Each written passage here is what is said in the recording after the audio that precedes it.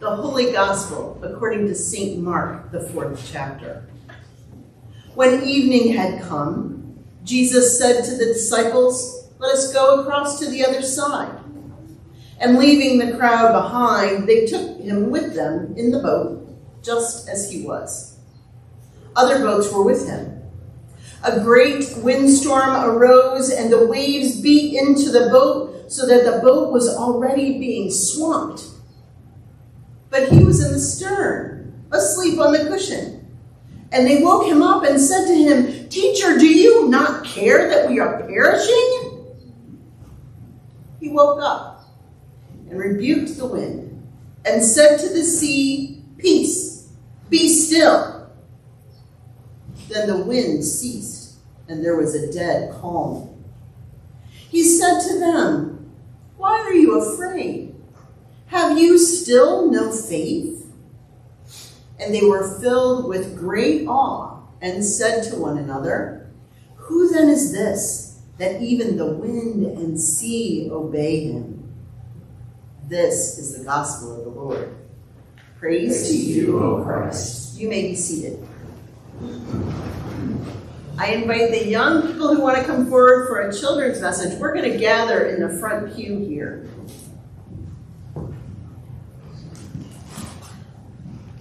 We're gonna come right here because we're going to be in a ship. So find a spot to sit down.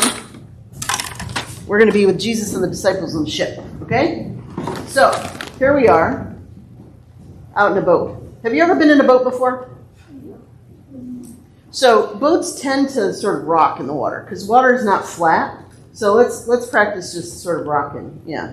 So we're in the boat and it's dark. Have you ever been in a boat in the dark? Because you can't even see the waves when they come, right? And you know what Jesus did? He took a nap. He laid down in the boat and he took a nap. Now, I've never been able to take a nap in a boat because with the rocking around and the waves splashing and things, it's just hard to sleep. Now, Jesus is asleep and a storm comes up. Now, when a storm comes up, we go from sort of rocking around to being like, "Ah!" Can you do that? "Ah!" And then we got water splashing on us. "Ah!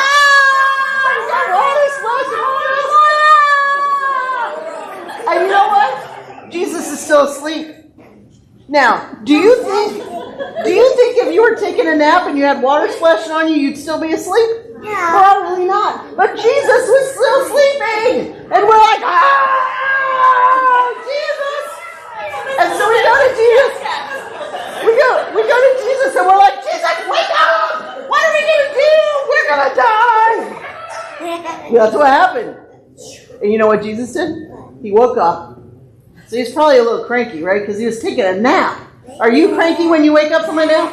Yeah, I am. So he wakes up and he says to the storm and to the water, he says, "Be quiet!" And you know what happens? The storm stops and the water calms down. And so now we're like, well, now the boat's not even moving. There's no water coming in. There's no storm.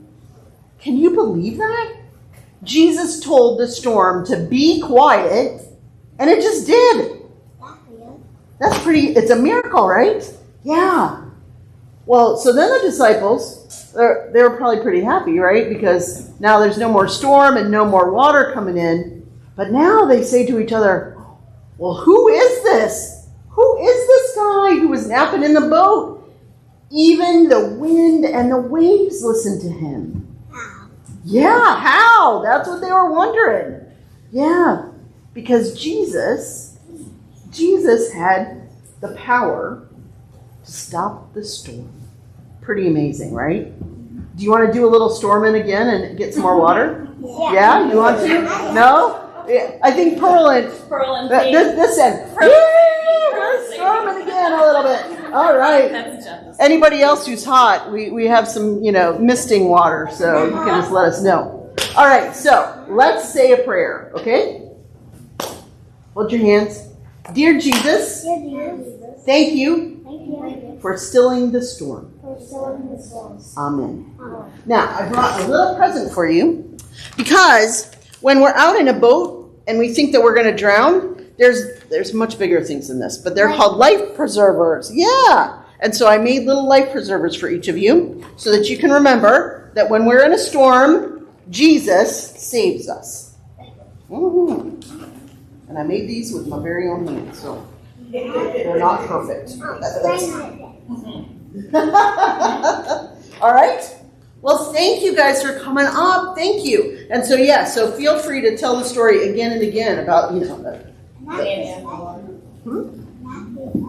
Yeah. All right. You can go back to your seats. I'm on my glasses, but so it happens when you take a chance and go out in the boat with Jesus. You never know what's going to happen.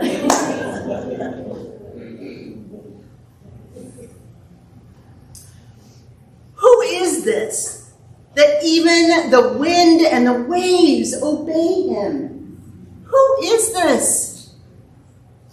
We can kind of understand how the disciples were filled with awe, but in the Greek, it says they feared a great fear. So awe and fear are not always the same thing.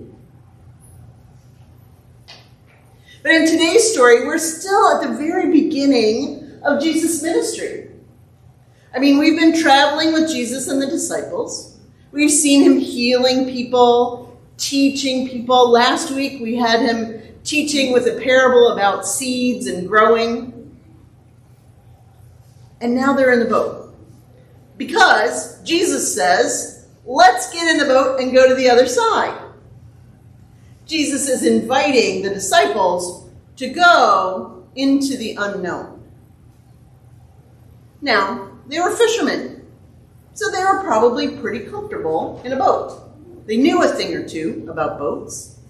They probably knew a thing or two about storms in a boat also.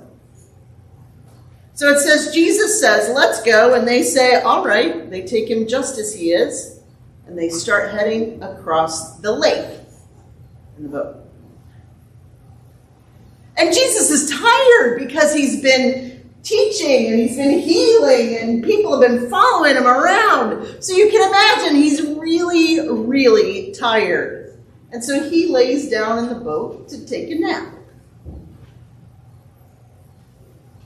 And the disciples, probably fine with that. We're fishermen, we know about this. But then the storm comes up. The storm comes up.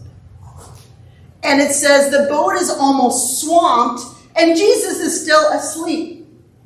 Now, the disciples have seen Jesus out with all of these random people, healing people that he doesn't even know, teaching people, caring for them, casting out demons. And here in their time of need, what is Jesus doing?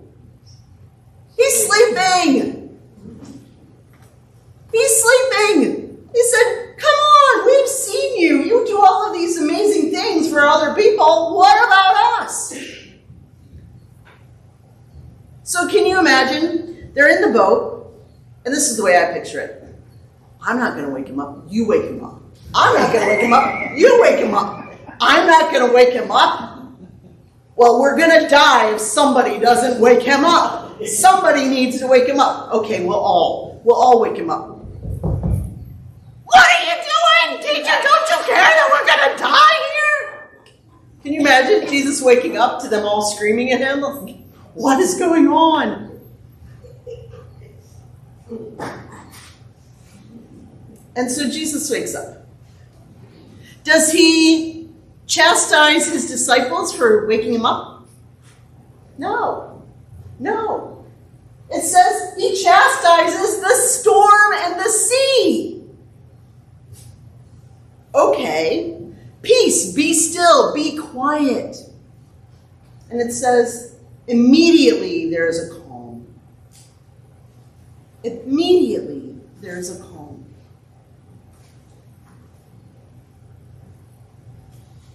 Then Jesus turns to his disciples.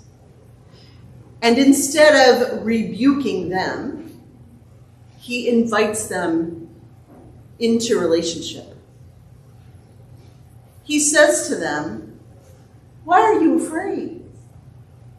Have you still no faith? You've been with me. What's going on for you?"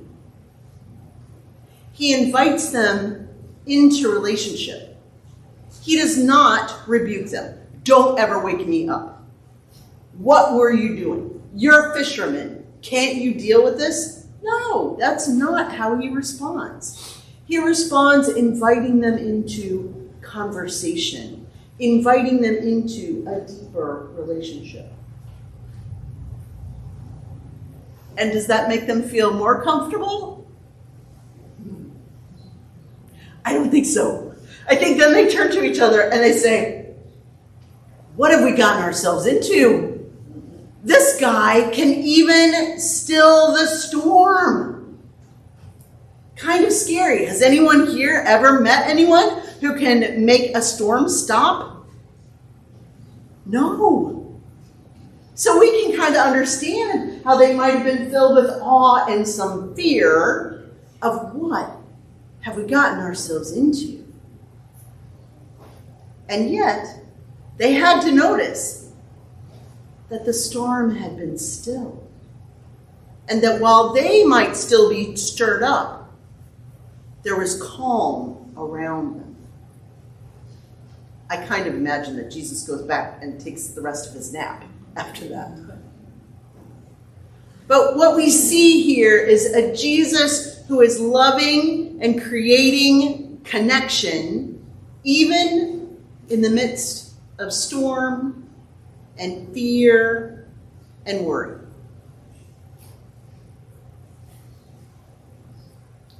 So who is this that even the wind and the waves obey him?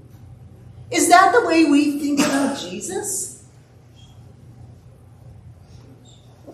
I think oftentimes we tend to calm Jesus down. We think of Jesus, the Good Shepherd. We think of Jesus who is teaching and healing. We don't think of Jesus as the powerful one who has the power to calm the wind and the waves. So I want you to think about what you might be afraid of. You don't need to answer out loud. What might we be afraid of? What might we worry about? We can understand how the disciples were worried even with Jesus in the boat. We can understand how they were afraid that they were going to drown because of the storm. So what fears do we have? We might have fears that are personal to us. So one of the fears that I used to have, not so much anymore, was being abandoned.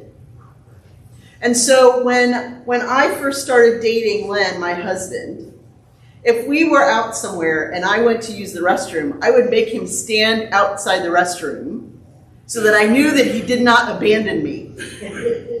True story, you can ask him. Because I was so afraid that he might just leave. Now, he hadn't done anything to make me think that, but it was one of my fears, that I would be abandoned. So we might have fears or worries that are related to our personal lives. Like the disciples, we're going to die. We might have worries about the church. Right? I've heard worries about we need more young people. What do we do when people move away or retire? How is the church going to continue? We might have worries like that. We also might have fears about the world we live in.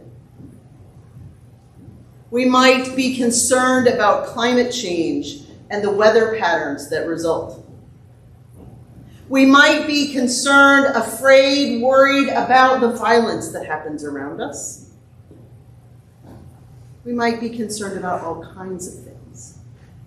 But I invite you this morning to think about the things that you are afraid of, the things that you worry about.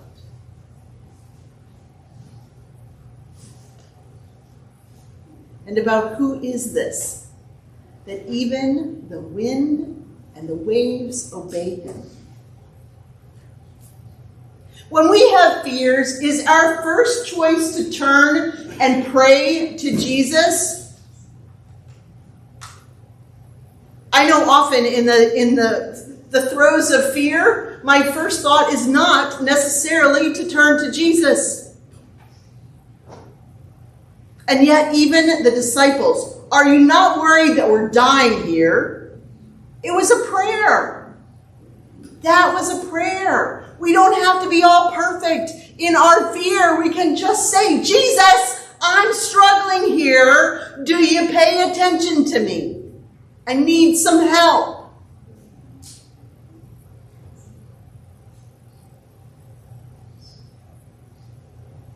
So I think often, especially in our modern world, we seek reasons or solutions or other things that will keep us from fearing our fears.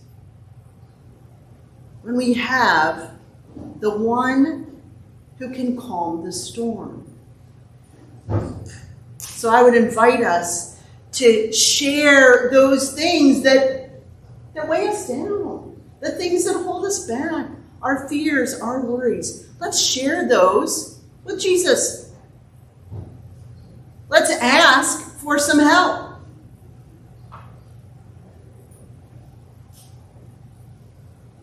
And the thing that the disciples were aware of in that boat that day was that they were not alone.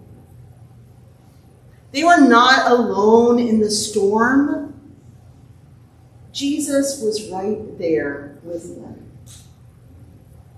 That he may have called them into the unknown, they didn't go alone. My friends, just like those disciples, even in our fears and our storms in our lives, we are not alone. Jesus is there with us.